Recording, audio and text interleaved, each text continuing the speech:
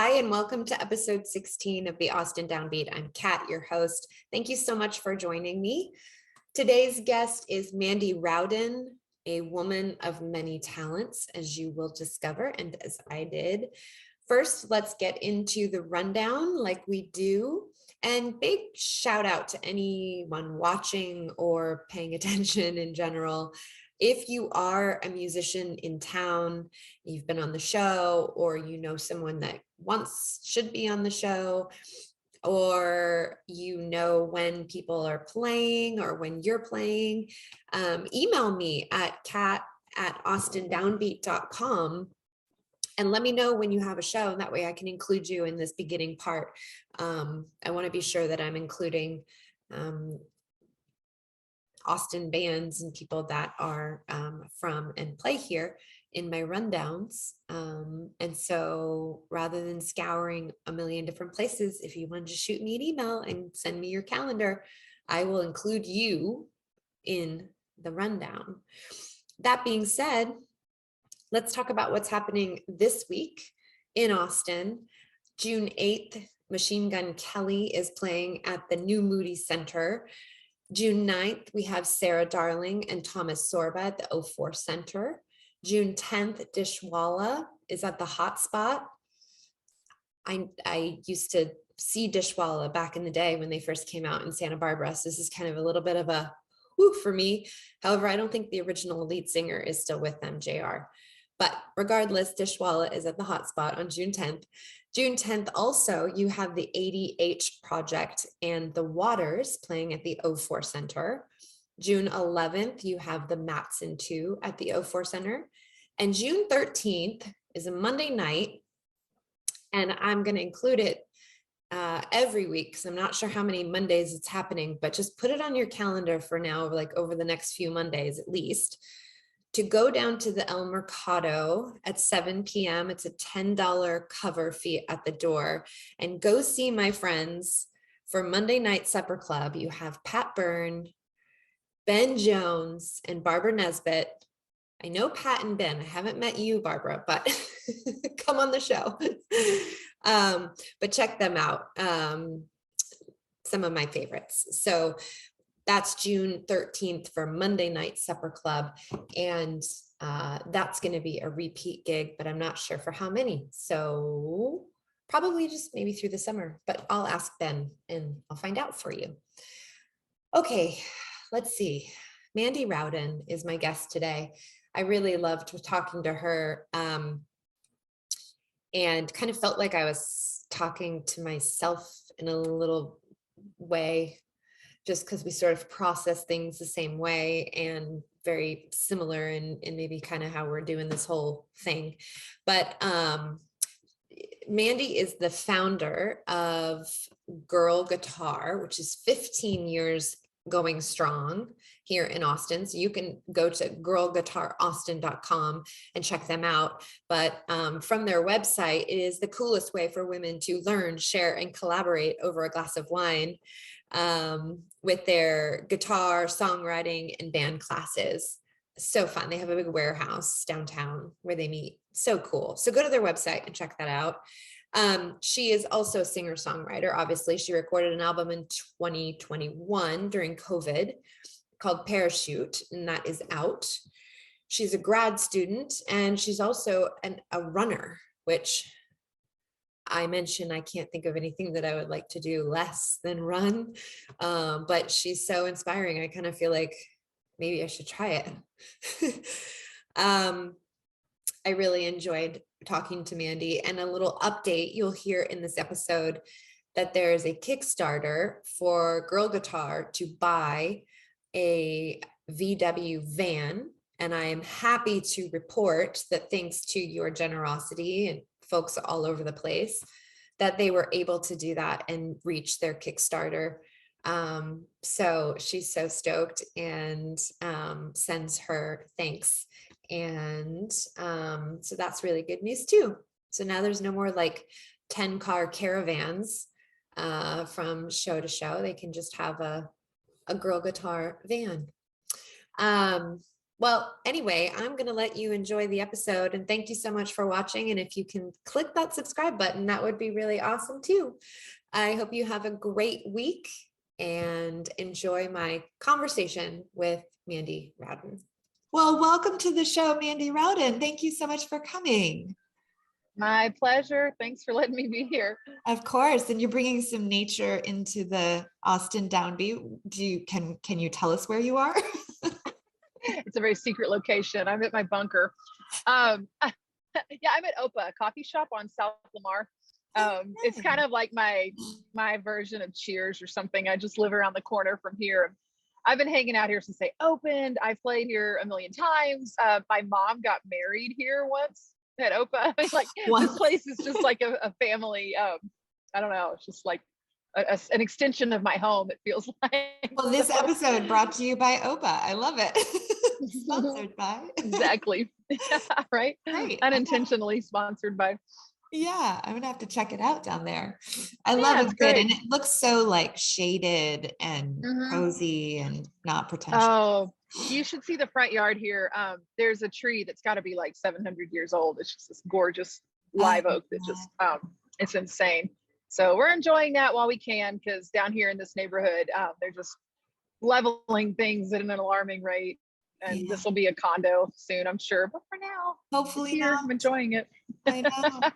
Yeah. Well, Mandy Rowden, girl guitar, I think would be the first kind of thing that pops up into my head. I mean, aside from your music, your wonderful music, but I think girl guitar is definitely the alliteration there. It's so catchy, girl guitar. Rolls off the tongue. It sure does. So I'm curious, that's 14 years going strong, right? 15. We just celebrated 15. Yeah. Congratulations. I mean, it shouldn't matter. I don't know why I had to correct you on that, but it feels like a really big deal, right? You know? I will tell you, I got really happy when I hit my 10th episode of the show. It's a big deal. It's a big deal. And I want to celebrate that for a minute and just kind of go back to how girl guitar was born and why you do it. And if that intention that started it is still, I'm sure it is. You seem like the type of person to stay really intentional and grounded through what you're trying to do. But like, how has that evolved? And, you know, like, where are you now compared to where you started? And how, first of all, how did it get to be born? Just you want the story then, huh? Well, I'm laughing because I'm so flattered that I come off as somebody who's intentional and focused. And I don't know, like that implies that I'm somehow organized. Or, well, I didn't say that. Doing things correctly. Yeah, I mean, people say that to me sometimes and it just constantly makes me laugh. I think a lot of people who are kind of high achievers are also just generally like blown to the wind all the time. So, well, you know, my intentions have changed many times with this. In fact, several years ago, Austin Woman magazine did an article on me, and the gigantic headline was "The Accidental Entrepreneur." If that tells you anything, I kind of like, at first it hurt my feelings for a second, and then I laughed, and I've been telling the story ever since because it's true. I started girl guitar the very beginning, or kind of end of 2006, beginning of 2007. I had just moved back to Austin from New York City. I was broke out of my mind. It was the holidays. I got a job in a bar. I couldn't make any money. My cell phone got turned off. I was low. I was super low. And I threw together a women's guitar class simply with the goal of paying my cell phone bill. And that was it. I was like, oh, I can do this. And it'll be kind of fun and get a little chunk of cash kind of quick. And that was all I was thinking about. I'd love to tell you that I've masterminded this dream job of mine, that I'm like that smart or something, that it all just worked out exactly how I saw it. But it's been so organic from the get-go. It's, you know, like I say, it started for completely selfish reasons. And then it's sustained because we've had so much freaking fun. I didn't realize I loved doing this. It's just all kind of fallen into my lap and it's grown organically, and it is something that I love and am passionate about. And most days I kind of say like, holy crap, like, oops, this is great. Wow. I wish that Like I say, I wish I'd masterminded this, but here I am, and I'm the luckiest person on the planet. But can I just stop you there for a second? Because I think, Please. like, I hear you on the surface of how it's like, well, there's either the way that it went for you, or the only other option is someone that really meticulously planned something and kind of mastermind. But I'm listening to you, and maybe it's just the type of person that I am. I find so much value in how it went for you, because it's not like your mind masterminded, it's like your soul did. So I see a real, like, kind of divinity in it, because this is what you're supposed to be doing without your head knowing that you're supposed to be doing it. Mm-hmm. I think it's like 100 times cooler, and you should be super proud of it, because I don't think it was born out of selfishness.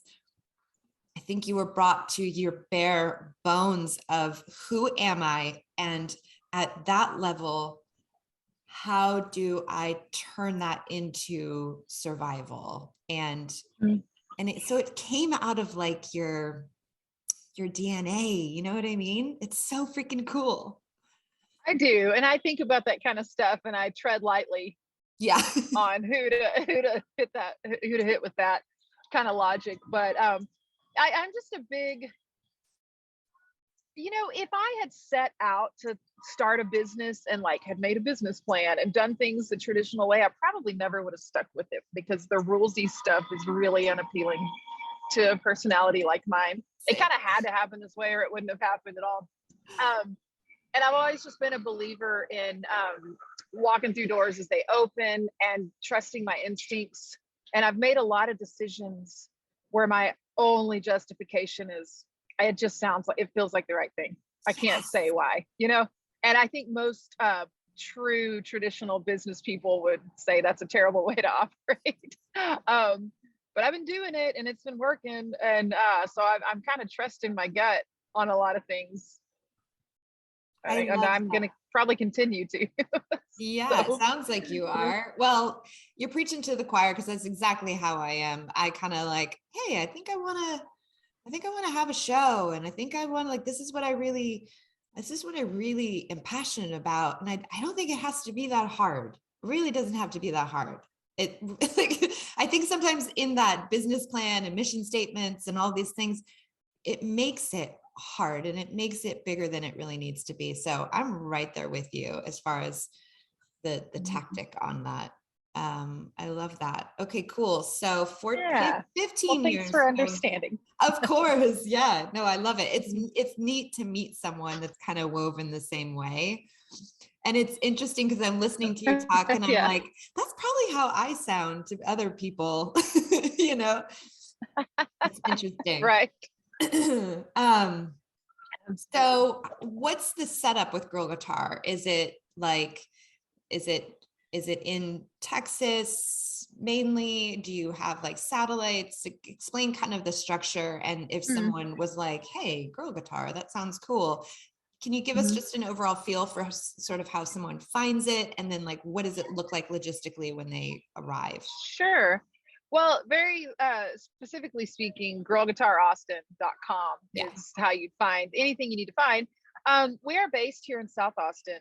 We have a big warehouse space down here with all of our band stuff set up, and teaching areas, and a bar, and like just a total like decked out music clubhouse kind of a thing. So that's where the bulk of things happen.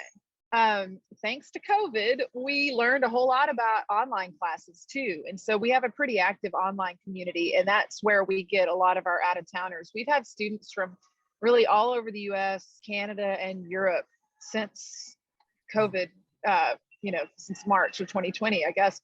So it's really grown that way.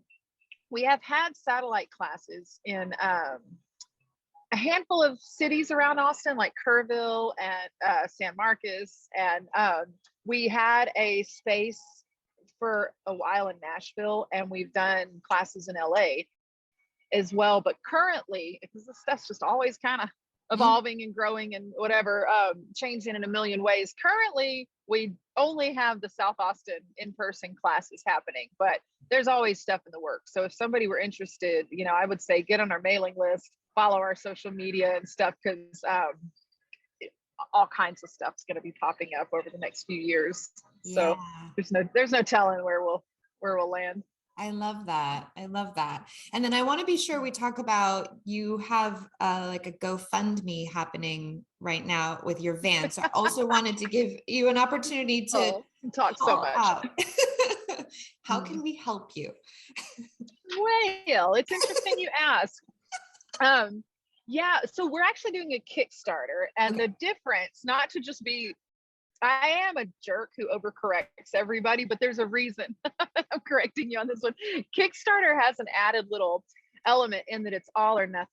So if we don't reach our goal of $30,000, we don't get any of the pledges that people have given us. So it's really, really important that we get the word out. Basically, we offer with Girl Guitar performance opportunities all over Austin. Like, our bands and songwriters have played some of the biggest clubs in town. And that's a huge part of what I like to offer for people trying to get started in performing, or just hobbying around with performing, whatever. However, people may or may not know this, but playing music comes with hauling a lot of freaking gear around. Playing music is not just like, for most of us, just showing up and going, so we've relied on volunteers all these years, and it's a big, insane thing. When we have a show, a bunch of people show up at Girl Guitar, we load cars, we break down the PA, we break down the drum kits, we're like hauling amps, all this stuff. We get them in 4 or 5 or 6 cars, and then we like caravan across town and unload it, do the show, and then like the whole thing back again. And I mean, it's ridiculously time consuming. A showcase for us really involves like 4 to 5 hours of loading gear and unloading gear just to get them on stage. Yeah. So far, I've thought that this is worth it. It's worth it, but it's hard. It's really, really hard. And I think a lot harder than it has to be. And that's my big whiny lead up to why we need a big vehicle. We need a van. And I'll spare you the details on why, but we've landed on, we must have a 1970s Volkswagen bus. Must. I fully condone your choice. I love it. Yeah. So that's what we're going for. We found a few that we're eyeballing. They're like spread around the country. They're like in San Diego or Florida or Michigan or wherever. So it's kind of like this game of raising the money and what's still available and how can we ship it and blah, blah, blah. So I don't know exactly where we're going to, which one we'll end up with, but that's in the works. And it's important, or I think significant, that you ask me this right now, because we have an anonymous donor who's offered to match all of our donations that come in this coming week. That's like May 16th through 20th. So if anybody were to donate anything, it would be doubled. So wow. All right. I'm writing that down. I'm writing that down. That's a big one. Our numbers right now are real sad. People are being generous, but it's a lot of money. But I'm really, really hoping that after next week, with our, what I'm calling a Kickstarter angel, with our Kickstarter angel, that we can bring in the rest of the funds we need, because we're nowhere close. Yeah. Right now, we're not going to make it. Well, so I will definitely help push this. This episode's not going to air for a few weeks, but I'm going to craft something to push out this week so we can get those. That's so cool of you. And feel free to edit this whole ramble out if you need to. Never. It won't make any sense later. No, it's great. I think it's important for people to understand. I mean, again, that's part of this show, and the intention is like, there's so much behind what we see. Obviously, that's becoming more and more of the social fact that everyone realizes. Like, we see all this stuff on social media and it's just mostly a bunch of BS, because there's so much behind our faces and what we put out, that I think it's important for people to hear that. Yeah, give it a honk. Cool. All right. Yes. Hear that? Oh yeah, it's freaking South Lamar. Never quiet out here. I love it. Well, this is the Austin Downbeat. So if we didn't have that, it would be disappointing. Let's talk a little bit about your music too, because that's also a big part of who you are. And you've been pretty steadily putting albums out since 2013. Do I have that right? Ish. Actually, I think it was 15. No, yeah, I think it was 15. Yeah. I should know that. It's 2013, but I'm just kidding. Oh, really? I think so. Yeah. But Okay. anyway, yeah, you have a fairly new one, Parachute, that came out in Mhm. 2021. What was that like? Did you like a lot of the people I talked to, they had stuff totally ready and then COVID hit and then it was like, okay, kind of a silver lining, got them able to maybe fine tune or tweak or, whatever. So what was that experience like for you? Um, I actually recorded almost the entire thing during the quarantine. I wasn't one of these that had it done already, but I think when things are stressy and out of my control, my go-to is something creative. It's my coping mechanism. It's always been my coping mechanism. And then when like this freaking pandemic hit, we're not really sure if we're going to survive it. Then I was like, okay, well, I need a project. And so this is what I did. I worked with a producer here in town, and we did this insane dance through the studio of like rarely ever being in the same room and always masking. And I mean, this was still like in the early days of COVID when we weren't leaving home really. Um, so it was scary and tough, but it was like the distraction I needed. Mhm. Um, and it forced me to do something I've always wanted to do, which is play all the instruments on the Oh, album. cool. I've always wanted to, but in a city like this, there's just so many great options, and I've always kind of been like, man, let's get the pros in here. And so anyway, this finally happened, and aside from the drums and some of the bass and one fiddle track, I did play everything. I played all the guitar, fiddle, mandolin, piano, Wow. something called a cavaquinho, Oh, so wow. which is like a Brazilian ukulele, or I believe. Anyway, it's Oh, crazy. We had so much fun. It was just very artistically fulfilling. It helped me stay distracted or grounded or somehow sane during the scariest part of all this. mhm. Um, so it was a really beautiful experience for me. Also, though, a weird one to try to release something in a pandemic with no tour, no great way to support it. So when you say the album's semi new, it's been out a little over a year. But in terms of gigging it, I am still in the early phases of that. I'm actually going on my first post COVID tour next month, where I can actually like play the songs every night. It's weird. I don't know the songs as well as I should because I'm not playing them every day like Yeah. I have in the past. It's just in a really weird, different experience. That's like the broken record thing to say right now. We're all having weird, different experiences right now, but Yeah. that was Yeah. my version. That's so So, cool. So, yeah, so you have to like kind of start practicing your own songs. mhm. Yeah, it's weird to be like, I'm touring this album. What are the songs? How's How the that songs one go? go? Yeah, exactly. That I It's wrote. funny though. So what happens. Mhm. But yeah, if you're not playing them on a regular basis, and I'm sure I wish I was like this organized person who just got up and practiced them all the time, so I'd be ready like that. But come No, on, I come on. don't know that anybody's really like that. I mean, maybe a few people, there's always exceptions, but I think most of us are just kind of winging it, and that's okay. That's good to hear. That's Oh, good to hear. God, yeah. Are you kidding?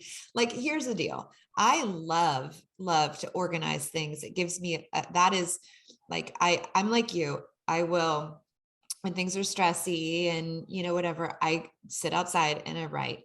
That's what I love to do.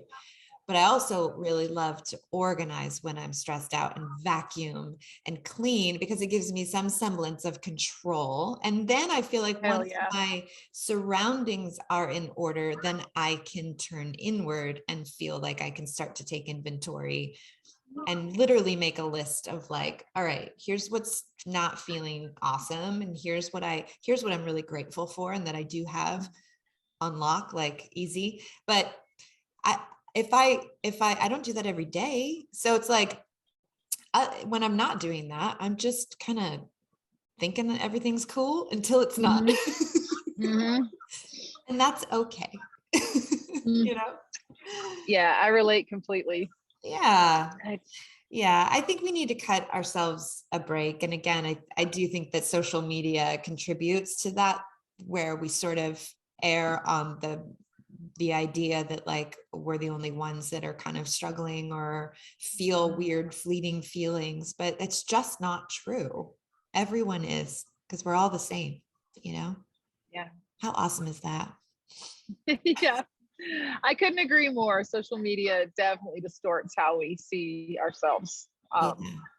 What we think is supposed to be normal. I'm aware of it, but I'm not immune to Right. Same.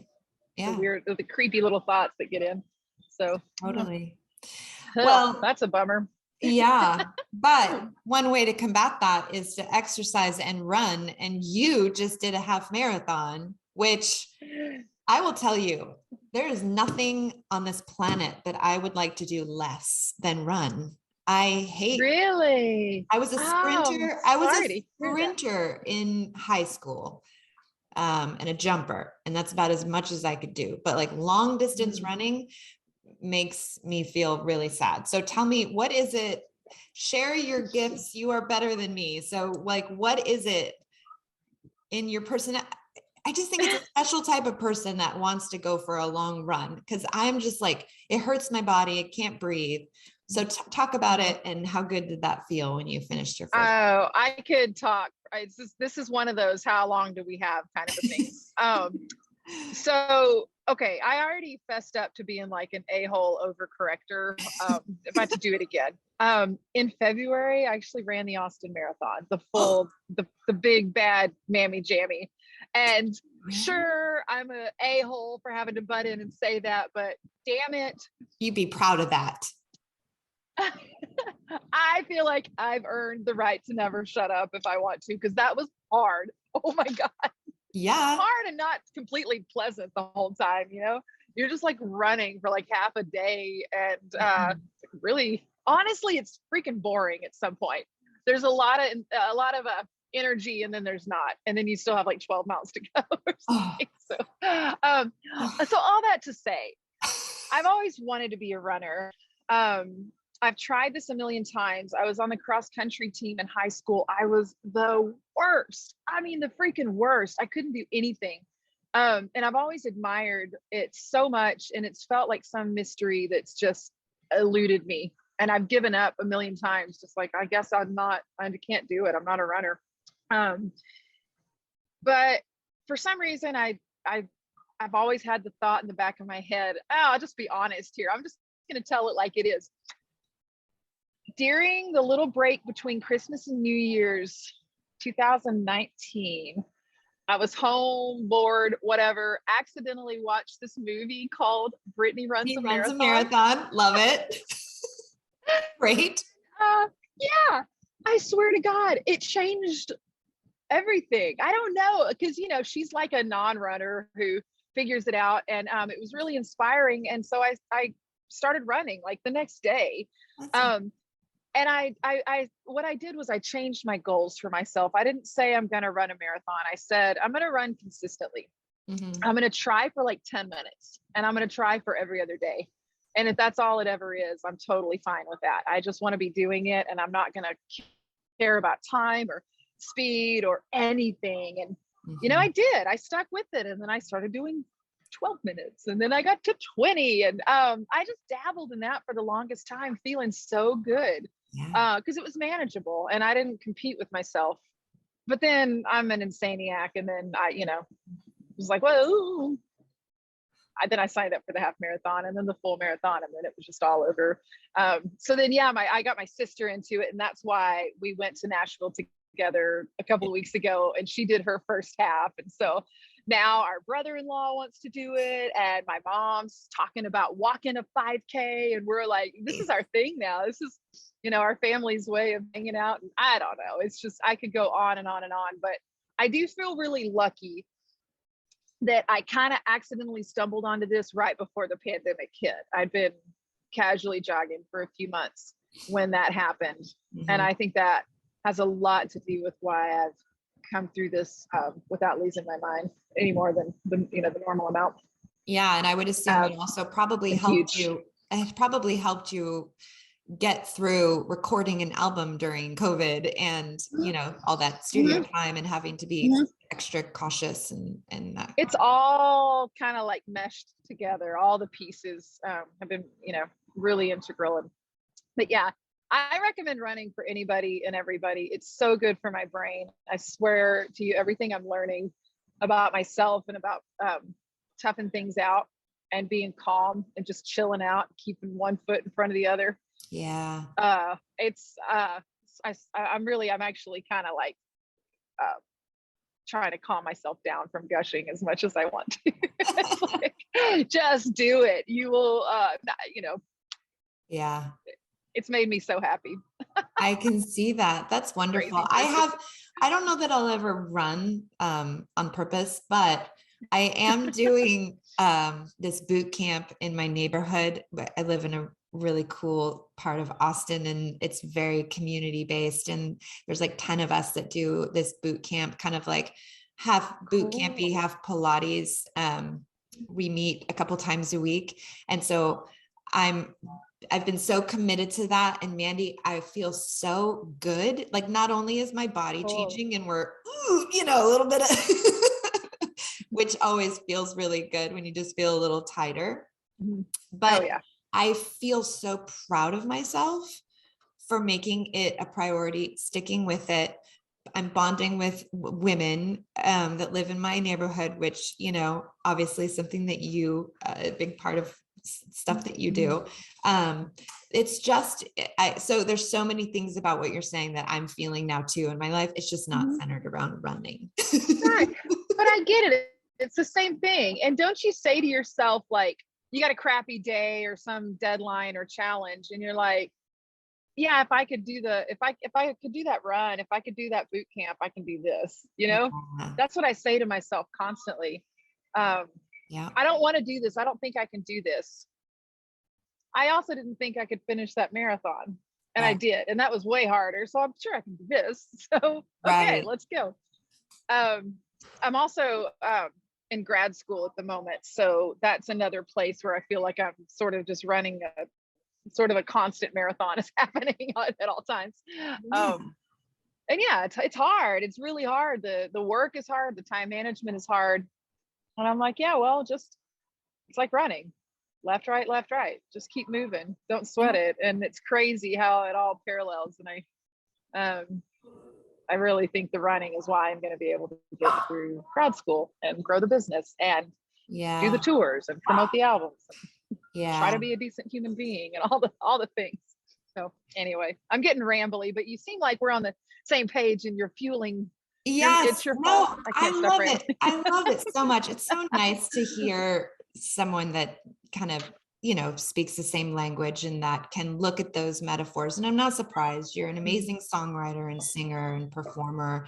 And so you kind of have like that, that on speed dial. But I love listening someone talking about their life and then seeing all of those parallels, like as you're talking about how you inched into running and you didn't set that goal too far ahead. It was just about, okay, put the shoes by the door. You know what I mean? Just make sure I go out for like 10 minutes every other day or whatever it is.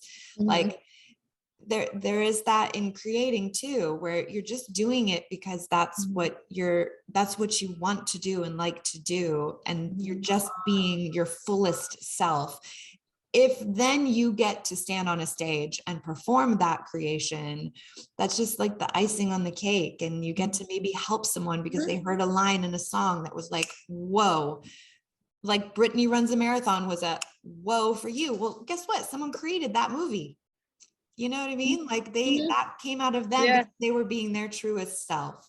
So I feel like your whole story from the inception of Girl Guitar and how it kind of feels like it didn't really happen with this big plan. I feel like everything you're doing, you're approaching it in such a pure way, in line like of who you are. And my only thing to say to that is keep doing it.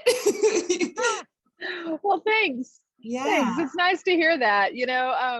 I'm pretty good at looking at the big picture, but you forget in your day to day how kind of full circle things are, how, I don't know. It's nice to hear you say all that. 'Cause I'm like, oh yeah, this is all kind of working out pretty nicely.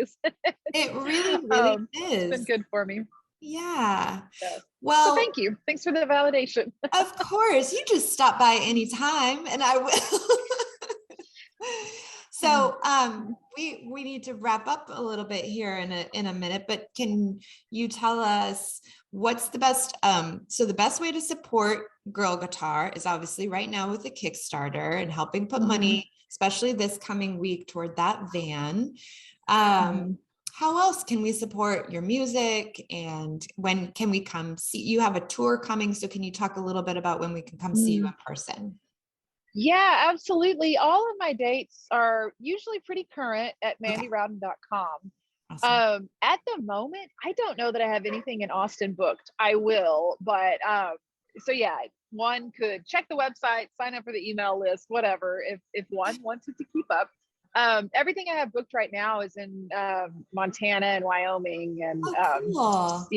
yeah, I strategically tour there in the summer because sucks to be here. Yeah, you're smart, woman. Yeah, this is not accidental. So yeah, as far as when to see me in Austin again, I don't know. Check the website. There'll be plenty of opportunities. But supporting Girl Guitar, that's like support you. Come join us for a class, that kind of thing. If somebody truly just wanted to support, they could tell friends, they could post about us on their social media. There are almost definitely women out there who would benefit from something like this that don't know we exist. So just simply talking about us is awesome. Or just send a big check. Just random huge check is also an option. A blank check would be nice. Exactly. We only take blank. Yeah, so I don't want anyone to hear this and think, oh, they don't take gigantic random checks. So I do need to throw that out there. We do. I love it. Well, thank you so much for spending some time with us this morning and giving us a peek into Mandy Rowden and all things that you do. I really appreciate spending time with you. Of course. Yeah, and enjoy the rest of this day. Have a nice cup of coffee at Opa. Yeah, absolutely. Absolutely. Well, Kat, thank you. This has been a lot of fun. Yeah, same. Awesome. Well, until next time, we'll have you back on maybe 6 months after that tour, and we'll talk about the new I'm sure you'll have something new going on that you've manifested. Awesome. Probably. Hopefully. We'll see. Yeah. All right. Thanks so much for stopping by. All the best. You too. You got it. Take care.